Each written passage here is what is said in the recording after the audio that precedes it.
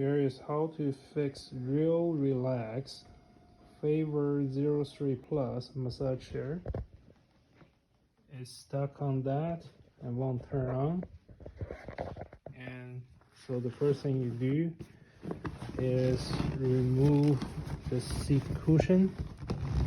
And be careful because there's a cable connect there. And once you remove this, you will see the back. And then you open the zip. Thank you for using. You will see the inside. And these are actually the ones used to do the massage.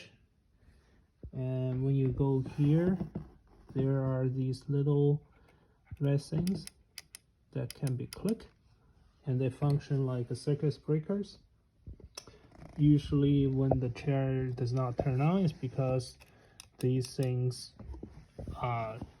is not working. So you just need to turn on the power, click on these one by one and make sure they all work. And in my case, this thing fell off because it broke and it got stuck down there. So this one was the one I need to push. And now after doing all these, you can turn it on again.